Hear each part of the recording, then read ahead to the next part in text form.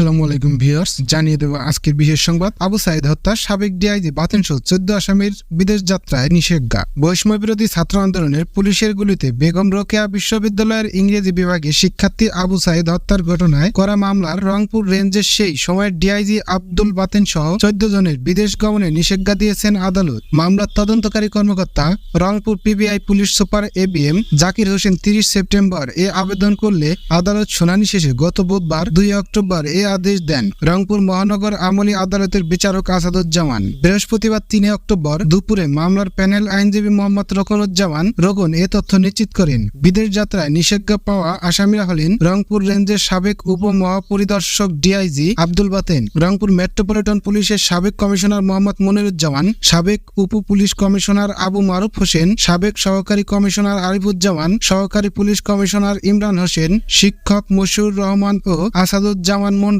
SI বিভূতি ভূষণ, তাজহাট থানার ভারপ্রাপ্ত কর্মকর্তা ওসি রবিউল ইসলাম, বেরবি ছাত্রলীগ সভাপতি পামেল বড়ুয়া, সাধারণ সম্পাদক শামীম মাহফুজ, সাংগঠনিক সম্পাদক ধনঞ্জয় কুমার টগর, বাবুল হোসেন এবং বেরবি কর্মকর্তা রফিউর হাসান। প্যানেল আইনজীবীরা আরো বলেন, বিদেশ গমনের নিষেধাজ্ঞা পাওয়া আসামিরা এখনো গ্রেপ্তার হননি, তাদের অবিলম্বে গ্রেপ্তার করা প্রয়োজন। আবু সাঈদ হত্যার ঘটনায় তার বড় ভাই রমজান আলী 18 আগস্ট রংপুর মহানগর তাজহাট আমলি আদালতে সাবেক পুলিশ মহাপরিদর্শক চৌধুরী আব্দুল্লাহ আল মামুন, রংপুর রেঞ্জের সাবেক ডিআইজি আব্দুল বাতেন সহ 17 জনের নাম উল্লেখ করে একটি হত্যা মামলা করেন। মামলায় অজ্ঞাতনামা 130 থেকে 35 জনকে আসামি করা হয়েছে। এ মামলায় সাবেক আইজিপি চৌধুরী আব্দুল্লাহ আল মামুন অন্য মামলায় গ্রেপ্তার আছেন ঢাকায়। আর ঘটনাস্থলে এএসআই সৈয়দ আমির আলী ও সুজন চন্দ্র রায়কে গ্রেপ্তার করা হয়েছে। এই মামলার তদন্তকারী কর্মকর্তা ও পিবিআই রংপুরের police super ABM Zakir Hossain বলেন, এটি তদন্তেরই একটি অংশ।